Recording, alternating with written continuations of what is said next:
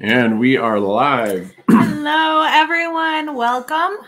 This is just sort of an introduction to what we are and what holistic singing is. Many of you have asked what that term implies, and so we just wanted to make sure we clarified that for everyone. Yeah, and give you some things that you can start implementing for yourself today, whether you're a singer or a voice teacher. Some thoughts, some ideas, some ways to think about singing in a different way that you can start implementing like now to make a difference in the way that you sing. Yeah, absolutely. So who are we? I am Dr. Stephanie Anduri. I'm Dr. Graham Anduri. And we are the creators of Sing for Your Lives, the founders of this organization. We have sung and taught professionally for the past 15 years or so. We have taught for about a decade in universities. We teach at young artist programs. We are on faculty for a program that meets in Germany every summer called the International Performing Arts Institute. If you're interested, please look that up. It's a phenomenal program. We have helped singers all around the world to find themselves, to find their voices, to hone their skills, and to make an impact with their voices. That's right. And, beyond just being teachers ourselves, we are lifelong we've been doing this since we were little kids.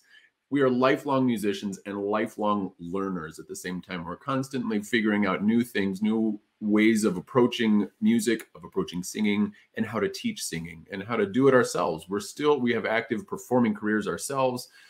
So we're always developing our own things so that we can help you do things better as well. Absolutely. Along the lines of being lifelong learners, we both have said a million times, we feel like even though we had the most exquisite experience in our doctorates, we feel like we really exploded in our understanding of the instrument and how to use our bodies to achieve the best sound and the freest use of our voices after we graduated with our doctorates. We keep digging. Mm-hmm. So the singers that have worked with us, either through private lessons or through the courses and classes and workshops that we offer, they've gone on to study at top-tier grad programs all over the country, and they're now singing professionally all around the world. And winning competitions. Winning competitions left and right. We're really proud of a lot of the singers that have come through our various different programs. So every Sunday, we just started this yesterday, we do a Sunday Singer Spotlight on their Transformative Singers Facebook group. You can check that out. And we have a whole bunch of other free resources that you can access within that group as well. Absolutely. So over our years of teaching in universities and of being voice students ourselves and sort of seeing the world of vocal pedagogy, we've just noticed that there are quite a few holes in the way that we address voices. We've noticed that the approach has all been sort of symptomatic. We're looking for the symptom and then we're trying to fix that symptom rather than looking at the voice as a holistic entity that involves the entire voice, the mind, the heart, the spirit. It encompasses all of those things. And very often when we are in school to learn to be singers, we're just focused on the breath and the larynx and, the resonators. Maybe the articulators get put in there somewhere, but we're not addressing the entire instrument. We're not dealing with our entire bodies even. We're not looking at alignment. And when we think about, I think everyone understands that if a trumpet valve were messed up, the entire instrument would be compromised. In the same way, our bodies are one system, one integrative system. And when we have, if our toes are misaligned or tightened in a certain way, it can have an impact on our tongue roots and our jaws because there's fascial tissue traveling through our entire bodies. And so often we're neglecting as pedagogues to address the entire instrument. Totally. And so traditional vocal training, or we call it allopathic vocal training, that's more of a medical term, but it really means that you try to figure out what the unpleasant symptoms are that you're experiencing. You diagnose what those are those vocal faults, and then you try to fix those symptoms. You treat the symptoms so that the symptoms go away, so you don't feel that unpleasantness anymore. And the hope is that makes you suddenly be able to sing really well. But then even if that does work, if all you're focusing on is mechanical technique and you don't know why that technique is there, you don't have any purpose or context for that technique, then you forget, when you get on stage, you forget why you're there to begin with. You forget what your purpose is. And it's so crucial to remember why we sing. That's actually one of the most important questions we ask everybody is, why do you sing? Not just how do you sing. Of course, we teach you how to sing, but you got to know why you're doing it. And so this allopathic way of approaching the voice, of approaching music and singing in general, focuses only on this, only on honing your mechanical technique, on diagnosing and correcting those faults, those vocal faults, those symptoms of something, rather than getting to the root cause of what's causing those symptoms. Right. And so the example that I gave earlier of a jaw being out of alignment potentially because of toes, you know, very often we hear in the voice studio, like, release your jaw. And the student might not have any idea how to do that. And the reason that they don't know how to do that is not because they don't understand the words release your jaw. It's because they're not aware of the underlying causes of that. So if your hips are out of alignment, or if your thumbs are locked or your toes are locked, it can have, or if you're misusing your breath, or if you have some sound expectation that you think you ought to be creating, or some problem allowing yourself to be vulnerable. These are all things that can shape how we're using our bodies. And until we recognize the underlying causes that are taking place within our students, we cannot fix the problems. How many of you have had a teacher, or maybe you've been this teacher, that you keep saying the same thing, or you keep hearing the same thing over and over and over again? Why won't you just release your jaw, or keep it up? Yeah. It's like, what does that even mean? I don't know. I'm trying. I don't know how to do that. And it's not because you don't understand, like she said, you don't understand the words. It's because you don't know what's causing that to begin with. You can't release your jaw if your body's out of whack and it's causing those muscles to tense up just to keep your head from falling over. Right. So that's where we talk about not just treating the symptoms, but understanding what causes those symptoms, treating that root cause to dissolve it altogether and allow you to really free your voice, not just technique your voice at people. Absolutely. The other thing that this allopathic approach really tends to do is it reduces the voice to the larynx and the lungs, essentially, maybe a couple other little things. But it really paints a narrow picture of what is involved in the singing process, when there really is so much more. The whole human body is the vocal instrument. It's this interconnected web of a bunch of different systems that all work together. They don't work separate from one another. They all work integratively and holistically to do whatever it is that you need to do. And one of the things that we need to do as human beings is to sing. So if we don't understand why we're doing what we're doing, then we don't really have any real impact on the people that we're singing for. Right. None of us has ever been moved. Those of us who are professional musicians got into this because we were moved by music. We felt music had a deep emotional impact on us.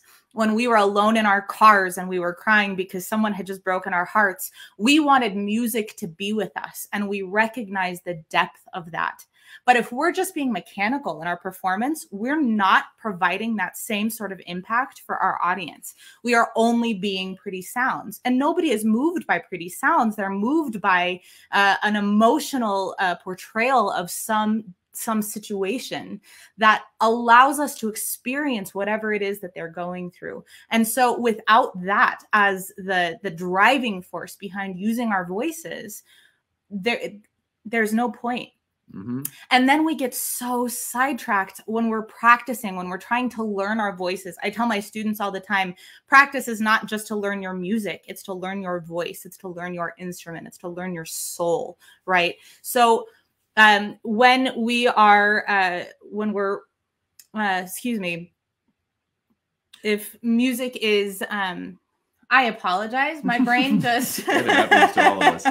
I think what we were trying to get at was, when you started singing, what inspired you to be a singer? It wasn't hearing somebody saying, oh, wow, their technique is amazing. I want to go do that. No, of course not. You don't care about their technique.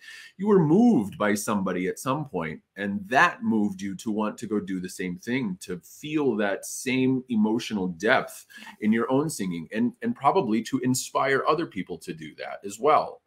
So You know, the last thing that we talk about that we really don't like in a lot of the traditional ways of vocal teaching is that there's sort of this one size fits all method, that you have the same language that gets used for all the students in a studio and the same approach for everything. And not everybody learns the same way. Not everybody needs the same thing. Not every body is the same. Not every voice is the same. Not everybody comes into your studio with the exact same vocal challenges. And so when we keep on telling students to bring it forward, or to, you know, stay on the body, or support the breath, or whatever it is that we're telling them, first of all, the student probably doesn't know what that means in their specific body. They're not body aware enough to recognize where they are in the way of that, where whatever it is, if it's the breath, if we're trying to get the breath to move efficiently, if we're just telling them use your breath, they don't know what they're doing to prevent themselves from using that breath and from moving it through the entire phrase. So they don't have any way of knowing how to fix it. And until we understand, okay, what I need is more air moving through the line, or what I need is the consonants to all have air through them, until we understand what it is that's missing from that specific singer, we cannot handle, we can't fix their voice. I don't like the term fix their voices actually, but we can't help them to find their voices, the most free and authentic and unimpeded version of themselves. Yeah, we like to say that we remove the impediments from the freedom of the natural freedom of your voice. Yeah. The human voice is naturally an incredibly beautiful instrument. Everybody has the capacity to sing with an incredible and beautiful sound.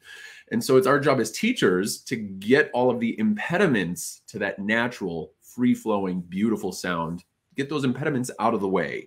We're not building the voice. It already exists. It's already there. We're not fixing the voice. We're just allowing it to work the best that it can and to be the most expressive that it can.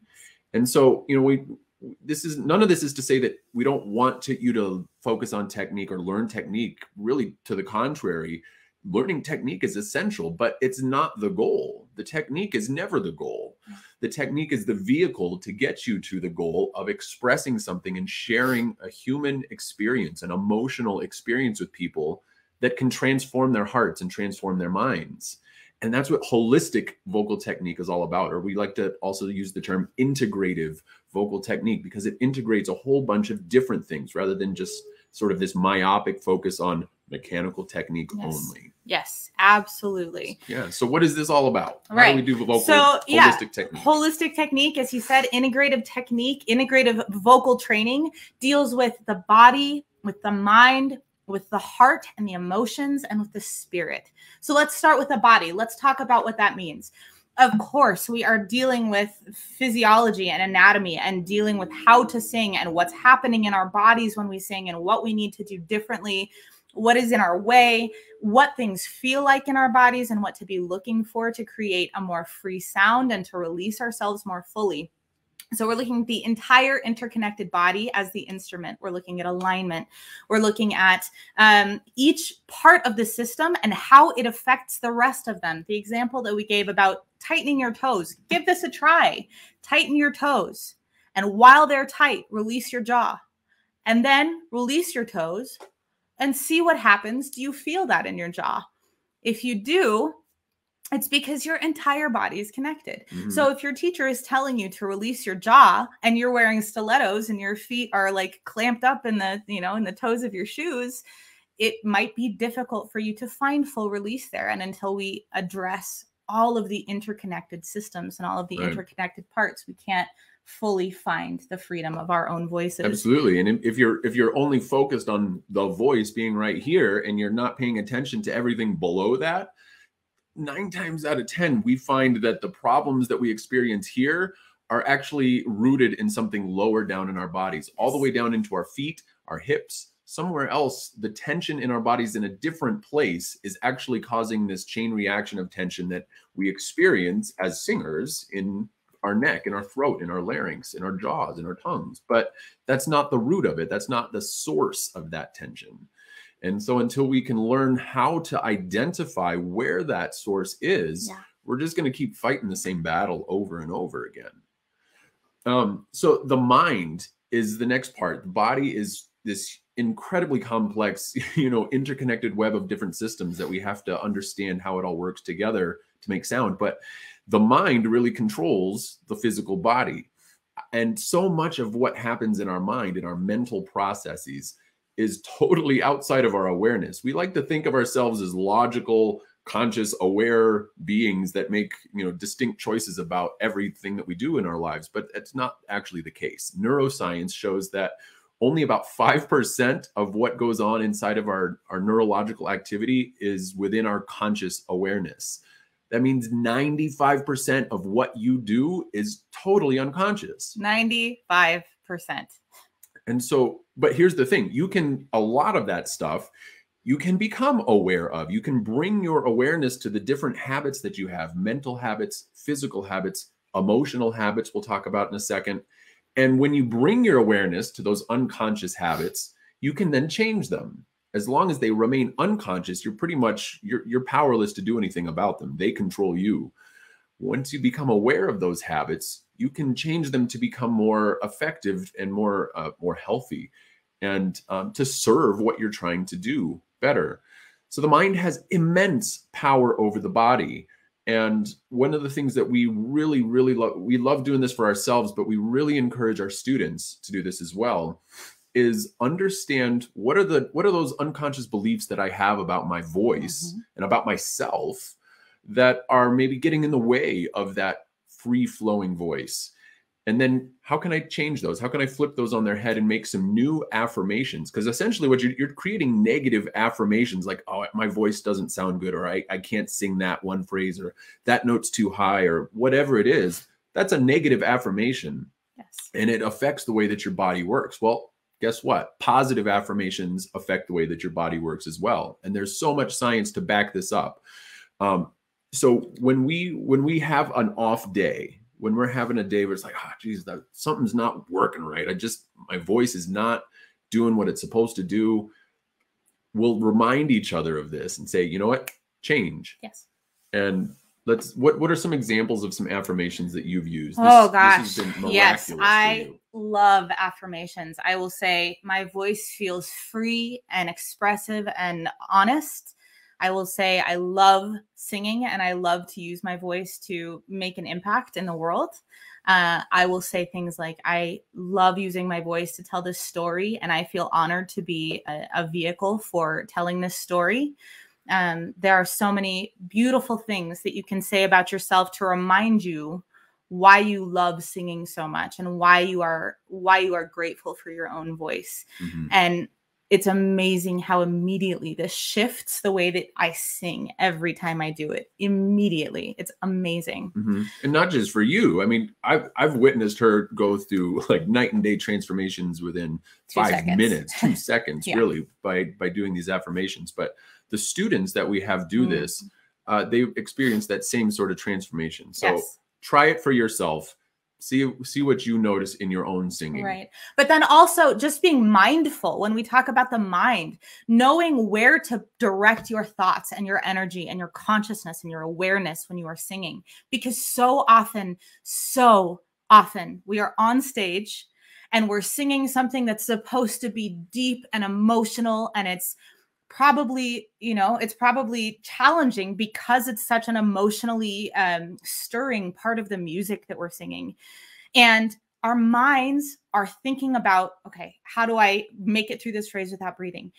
Is my vibrato even here? Do I need to move my pharynx in this direction? And we are so distracted that I say all the time, the space between the performer and her audience can either be a gulf or it can be a hologram of whatever world it is that she's inviting her audience to join her in. But when her mind is focused on herself, on her technique, on the mechanics of her voice, then her entire awareness is here and she's not creating that hologram to invite her audience into.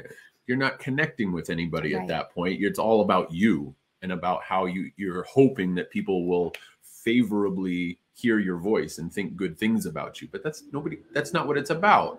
We're not there to think good things about somebody's voice. We're there to be moved. Yes, absolutely. So how does that translate to the heart? We've talked about the body, we talked about the mind, the heart. So the heart, obviously, it's a part of the body. It's a physical organ, but it's so much more than that too. The heart really is the center of our emotional selves.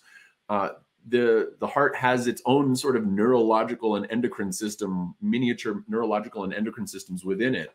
And so when you feel an emotion, your heart experiences that emotion before your brain does. In fact, there's more information going from your heart to your brain than there is the other way around. And so when you are experiencing something emotional, that's your heart is really experiencing that. That's not just a poetic saying. That's a physical fact. And when we sing, if we're thinking about our technique instead of feeling the emotions, then we're not able to connect with our audience to share those emotions, to communicate, to express anything. Yes. The purpose behind music is for emotional expression. Nobody is writing music that is successful that has no emotional component. The music that makes it to the forefront of society is the music that makes people feel whatever it is that the composer was trying to encapsulate in this one piece of music, whatever snapshot of their lives they were trying to share with us. And when we can feel that, when they have shared it successfully and we recognize the emotions within ourselves that they are trying to imbue into the music, that is the goal. That is the purpose. That's why music exists. There's some stunning scientific studies that have been done, some evidence that we share in our classes and in our workshops about how your heart actually creates this, every organ in your body creates an electromagnetic field around it. Your heart creates by far the largest. It's so powerful that they're able to detect it with magnetometers several feet away from your body. And so when you are experiencing a heightened emotional state, they can actually measure that emotional state in the vibrational waves that in the vibrational signatures that are being produced by your heart. And those are being broadcast. You're actually broadcasting your emotional state out into the world through that electromagnetic field. When we're singing, it's like this kind of double whammy of vocal expression and electromagnetic expression. You're communicating that emotion through several different channels to really make a lasting impact on your audience, to connect and to create some sort of transformative experience for yourself and for them. Right. And your heart is broadcasting whatever emotions you're feeling. So if the emotions you're feeling are, uh-oh, I hope I don't mess up this high note, that's all the audience is getting. When you are experiencing the emotions of the situation that the character is experiencing or that the narrator of your song is experiencing, then that's what the audience experiences also. It's pretty amazing stuff. Totally. Yes. So then that brings us, we've got body, we've covered mind, heart, and then spirit is the fourth pillar of our holistic vocal technique process here. Absolutely. So the questions that we ask are, who am I? And why do I sing? Right? What is impeding my truest expression of myself? And we talked about this a bit before. This could be a physical, a physiological impediment, an alignment impediment. It can be an emotional impediment. Somebody told me something really mean about singing a high C. They said my high Cs were terrible, and now I'm scared to sing a high C. I don't think I can do it. Right?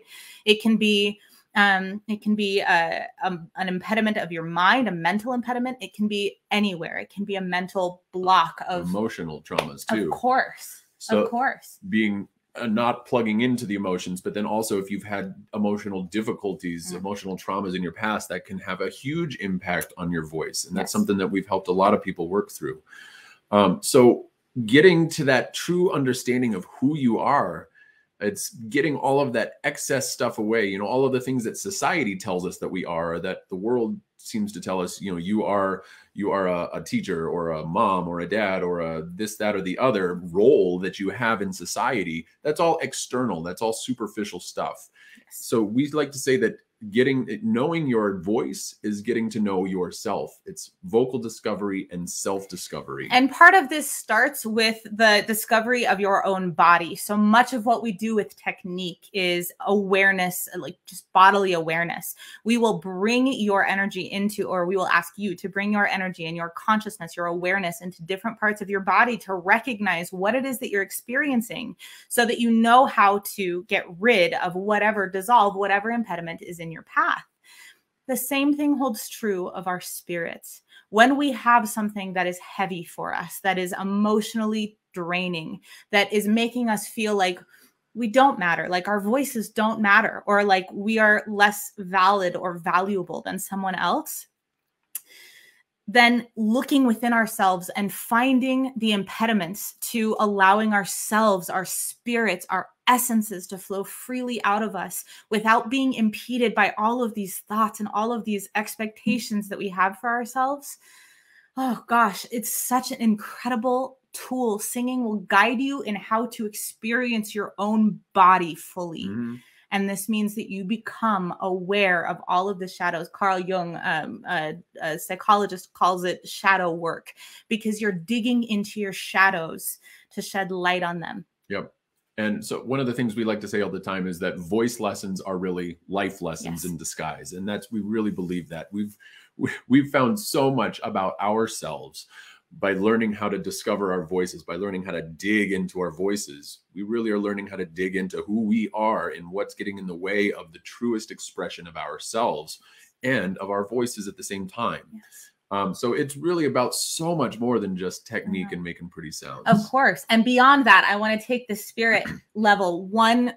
I want to extend it even further, because when we're singing and we're in this place where we're completely connected and the audience is engaged with us, they are in the hologram that we're creating for them, then it doesn't matter what they believe or what their backgrounds are. It doesn't matter if they're, Republicans or Democrats or gay or straight or, sopranos or altos. I don't know. That one's a little bit, we're not sure about that. I got one a little far. But all of the external things melt away because all you're doing is experiencing the music. When you are in a concert hall, your heart rate and your brain waves and your breath rate is synced up with every other person in the concert hall. So all of a sudden, all of the differences that have divided us so intensely just cease to matter, and we become one unified human body. So all of a sudden, we are not just doing work to heal ourselves, but we are doing work to make an impact, a healing impact on society. It's a really beautiful thing. Absolutely. And so altogether, this mind, body, heart, and spirit, altogether, these elements of holistic vocal training, they lead to what we call transformative singing. And that's opposed to something that we call impeded singing, which is just singing when you're focused on, oh gosh, I hope I sound good, or I hope I don't mess this up, or I hope people find my voice to be favorable. Yeah. That's not connecting with anybody. That's just about you. It's egocentric singing. It's impeding that free flow of yourself. Transformative singing is allowing your full self to be expressed forth and to transform the hearts and the minds of everybody that hears you, to make a difference in the world, to make a lasting impact on your audience. Yes. But we can't do that if we're focused in the wrong direction. So we've developed all of these concepts into something called the Transformative Singing Process. Mm-hmm. And you can learn, obviously we've tried to give you a broad overview of it today, but there's way more than we could possibly fit into a half hour, even an hour, even 2 hours. Even a weekend. of a live stream like this. So you can learn more about this whole process, this transformative singing process, a number of ways. We've got a lot of resources on our Facebook group page, Transformative Singers group page. Also through our website, singforyourlives.com, we have a course book called The Transformative Singer, Holistic Techniques for an Empowered Voice. You can find it on our website. But then you can take it even a step further than that. You can delve fully into this transformative singing process. We are offering a 5-week course, and then you have lifetime access to these video recordings, along with that course book and a whole bunch of other written resources and video resources, video content, hours of past things that we've done, workshops, panel discussions, and master classes. You can get a $50 off coupon to enroll in that course. If you're interested in getting the coupon code for that to get $50 off the price of this course, go ahead and leave a comment in the chat on this video, and we'll send you a private message with that coupon code so that you can take advantage of the transformative singing process and start transforming your own voice and transforming your own life starting tomorrow. Yes. Thank you all so much for joining us. We are so excited to be on this journey with you of singing transformatively and using our voices to have an impact in the world. Thanks all, and have a great afternoon. Take care.